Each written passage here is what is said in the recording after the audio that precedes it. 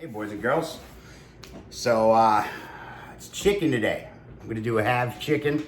Again, I'm gonna do it on the SmokeFire. I'm gonna put that thing through its paces and use it and abuse it. So see what happens.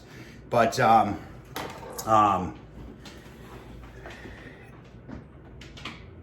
this is just gonna be a simple kind of cook. I did have a couple of people mention that I didn't put the food directly over the center of the grill, where I don't know, that's the problem area. But when we go out there and I go to start it, I'll show you know, after the 12-hour cook yesterday, there's no built up grease in the bottom of the barrel.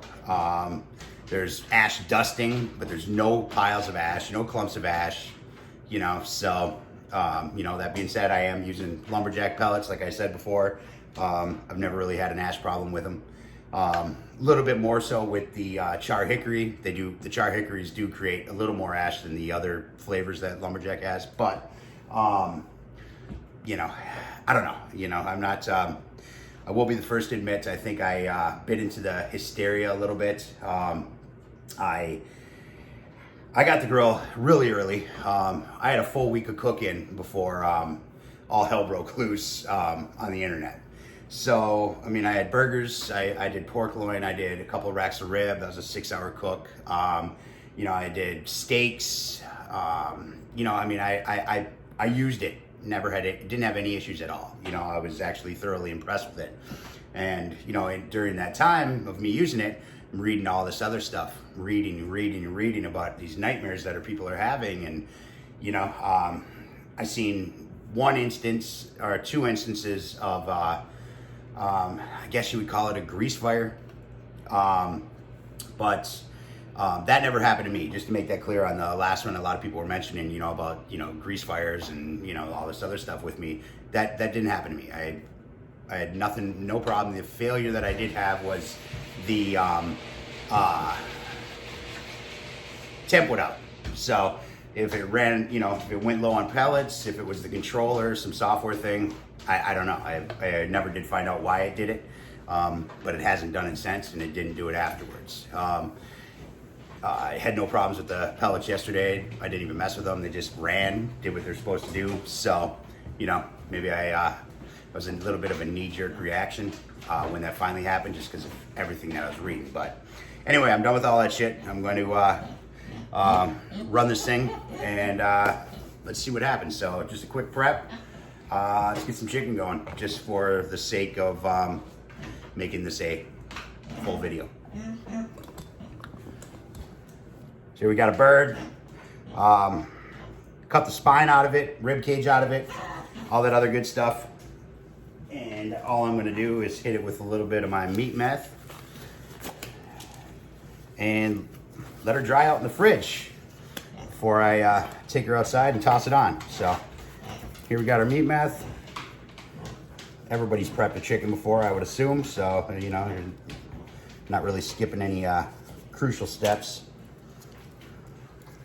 except get everywhere onto that wing,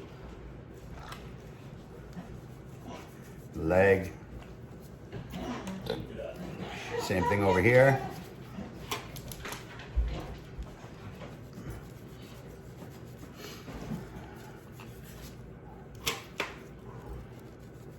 Some more.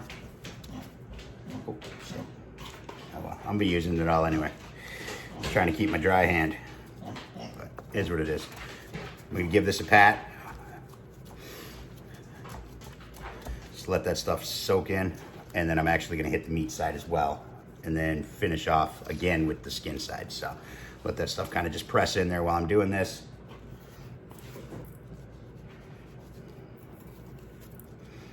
This is just some, this is like a ancho chili powder, smoked paprika, a little bit of garlic, a little bit of onion, some turmeric, some coriander, a little oregano, a little S&P, you know, that kind of stuff. A little cayenne, just give it that something. That's that. Now I'm gonna toss these on the racks so I don't lose the rub I just put on that side.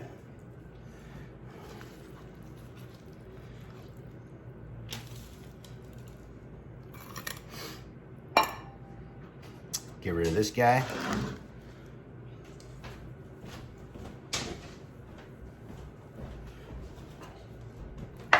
And put the rest up on top.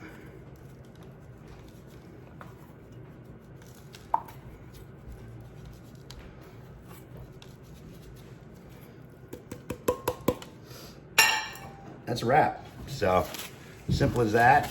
I didn't brine it because this was kind of an audible. I was actually going to do a rolled brisket, but time didn't agree with me. So, but it is in hand.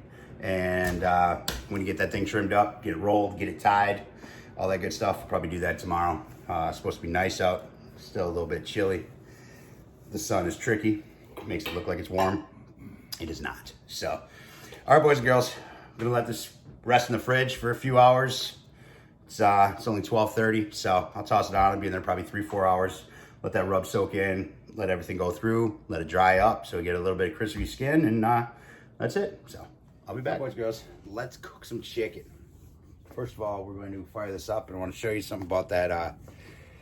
I guess what some would say is a poor hopper design, but actually, there's a couple things that it can be pretty nice. Like if you have some pellets left in there, say you used cherry last night, and today you're not using cherry.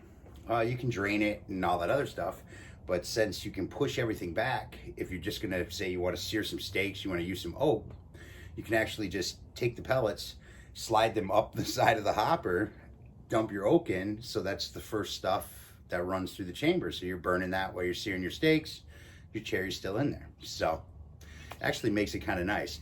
And like right now, I'm doing some chicken, so I already have char hickory and oak in there. And like I said, I always pretty much use that blend, and then I'll just, balance off that what I'm doing. So I'm going to use some pecan for our chicken tonight. So what I'm going to do is, instead of dumping what I have out, mixing everything up, all that other good stuff, I'm just going to take them. I'm going to push half of them up the side of the hopper. I'm going to dump my pecan in there, push them back down, and just give them a quick little, stir. So it's actually kind of beneficial, But anyway, let's do this. So first we're going to get some oak in this bad boy. I mean, some pecan. Oh, my pecan's right here. And that should do it. And then we are going to try not to drop the camera. Let's do this. I'm going to actually push some of this up. Only half of it, so I can get a good blend in. And get some pecan in there. Now I'm going to give that a small mix. And then that other stuff just got mixed up. So just like that. Now we're gonna flip this bad boy on. Now just out of the, oh, hold on. I don't think I have my power turned on in my,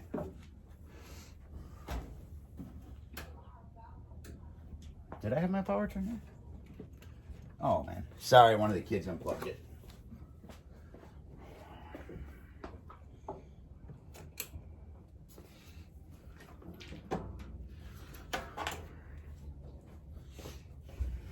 Okay, now for real this time, let's turn it on. Chicken, I'm going to do 300, and I am going to put them directly over the center, over the large flavorizer bar. I know a lot of people said, oh, you didn't do that yesterday. That's how you start fires. So we're going to see. So I'm going to go to 300 here. That's a wrap. Now, I haven't touched anything inside. I haven't done anything. I haven't cleaned anything, nothing. Like I said yesterday, I'm not going to do that anyway in real life, so I'm not going to do it now. Otherwise, it's just going to, it's just not real. So we're going to keep it just like that. I'm going to let that thing warm up. I'm going to get my chicken out of the fridge, and we're going to get it on there. I made that pork yesterday, and I'm making this chicken now because tonight I'm going to do some pizzas on this thing as well. Some flatbread pizzas. I'm going to do a California club pizza, buffalo chicken pizza, and a malt vinegar barbecue pork pizza. So, we're gonna see, we're double downing on this thing today. So we'll see how it does with this chicken, and we're gonna see how it does. I'll probably run the pizzas about 450, something like that. I'm debating on, that's what I typically would run any of my smokers at for pizza. But considering this thing, there is no tuning plate, things like that. I know it's designed to not worry about that kind of stuff, but when you start getting into them temperatures, I feel like I might have a little too much heat, especially because I'm not going to use a stone. I never do. I'll throw the raw dough right on my racks in my stick burner and cook it like that.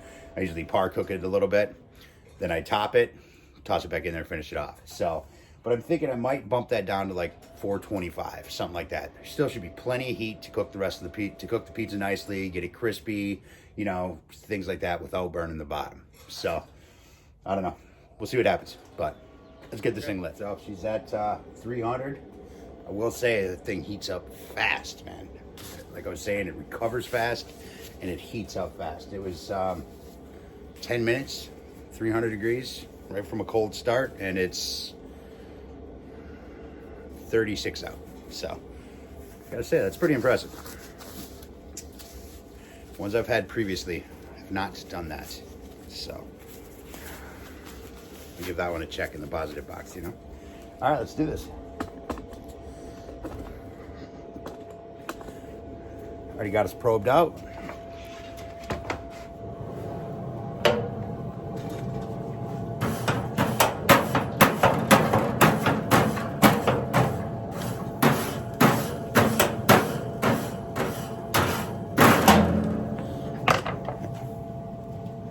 Here we go. I'm gonna go skin down first. Flesh down first. See that guy right there?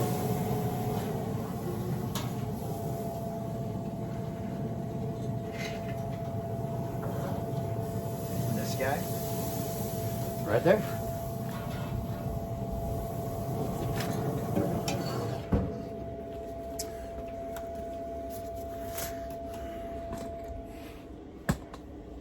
Just gonna let it roll, so I won't be mopping, touching them, nothing. Take them up to this I'm doing 160. I always do 165, but these are going to be cooking on the pizza also. I don't want them to get, you know, too dried out, things like that. So I'm going to take them to like 160. So that's it. Let them roll. Let it do its thing. All right, so we're about halfway through. I'm going to give them guys a flip. Let some of them juices pull through the other side. Give that skin a little crispiness. Let's do it.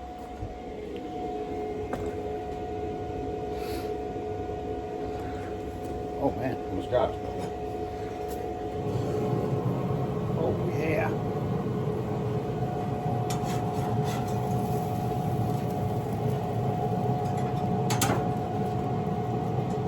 All right, so like I said,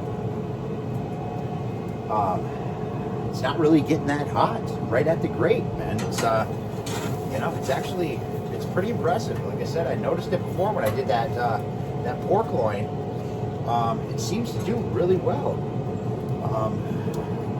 I've had previous ones where if I was anywhere near the fire pot, I'll give you a little close up there. See?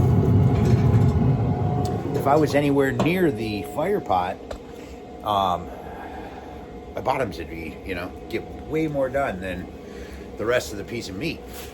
Just annoy the shit out of me, you know, being stuck using the top shelf. It's really not the case, so I'm impressed about that, but all right, back at it. All right, guys, so we got one of them's at 145, one of them's at 143. So, you know, one is on one side of that deflector, one is on the other side of the deflector.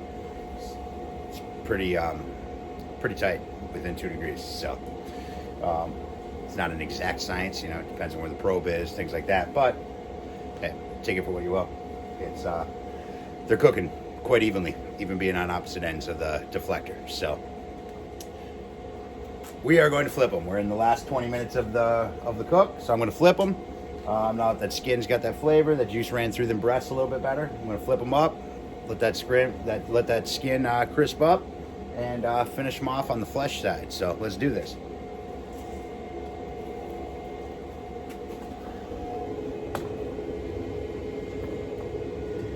you a little closer this time.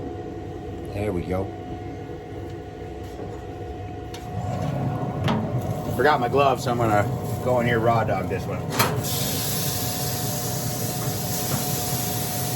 Beautiful. Look at that. It's a good looking bird. Give you a little close up. Looking good. Down there. Again, see, I have no ash piling. There's nothing going on down there, guys. So I don't know. It's running. It's been about an hour and a half. A little short of that, I guess. But now we're both sitting at 147. Both birds after the flip. So I'm gonna see how they roll. But we'll pull them at 160. Guys, time has come. Let's get these birds off here.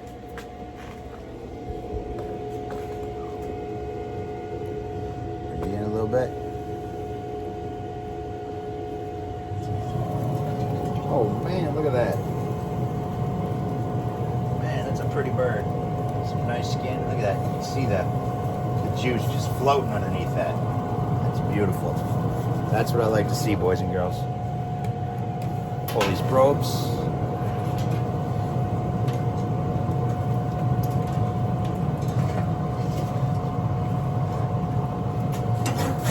Shovel these bad boys.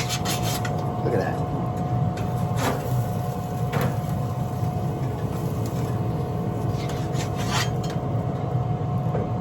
Come on. Come on now. Look at that. Beautiful. Smell fantastic too. So, all right, I'm going to be doing some pizzas here on this thing, but I got to wait for my wife to get home, so we're going to shut her down. So let's do, press that bad boy like this and hold it. Shut down, baby. And it turns on the afterburners. I'm seeing all my grease running through down there. Mash, chicken grease in there.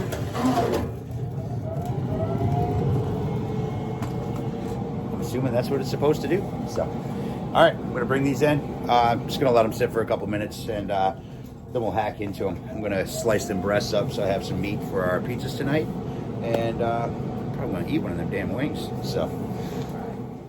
Let's cut into this stuff. The smell is killing me, man. Take this guy right here.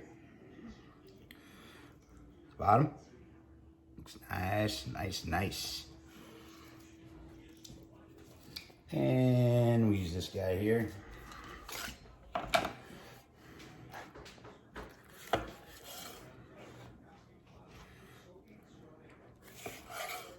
just take that for myself, you know what I mean? Let's do this.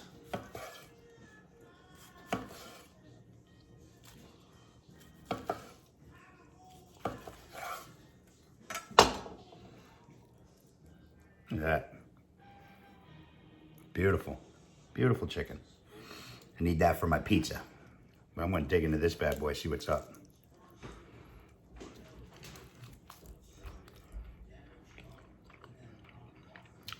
It's fantastic. Nice smoky flavor. You know. Damn, that's good. And I ain't just saying it because I made it.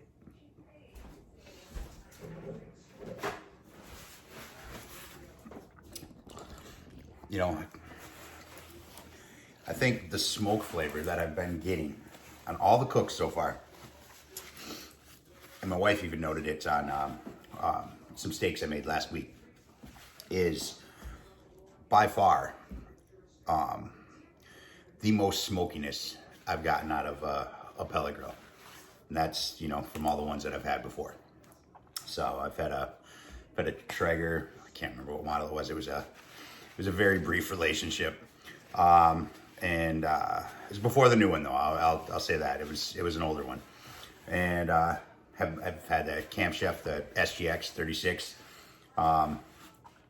the Yoder YS 640, and the Yoder 1500S. And I'm telling you, you know, even with the 1500, the 1500 was probably the closest one that I could get smoke flavor, because, you know, I could choke the stack off and slow that smoke down. A lot of the pellet grills, that's where the problem is the smoke is traveling through the chamber so fast, it's not getting a chance to lay on that meat. It's not getting a chance to, you know, do its thing, you know, dance a little bit in there. So, you know, when you can choke them caps off a little bit, you know, you slow that down, because it's like a convection oven in there, you know. And maybe, you know, the way they did the rear, you know, the rear vents, you know, the barrel roll, you know, that elongated kind of oil tank look that it's got going on. I don't know, maybe, or just maybe how the controller handles the burn. I don't know what it is, but it gets a great smoky flavor. So I'm thoroughly impressed with it. But that's it. That's some chicken. Now I'm going to get this stuff diced up. I'm going to put together some pizzas. I'm going to fire that bad boy up again. Now that I see direct over that, the bottom and the top are pretty consistent. So I'm not going to be so concerned about burning the bottom of my pizza. I'm just going to toss them on there. I got some nice long flatbread doughs from Brooklyn Bread. They're awesome, man. They sell them at a place right over here in Missouri. And so I'm going to toss those on and just let them roll. I'll probably do 425, see what happens. So, but I'll probably do a quick thing on the pizzas while I'm doing it. Not the whole full orchestrated thing, but just to show, you know, the cook on the pizzas themselves. But that was the chicken.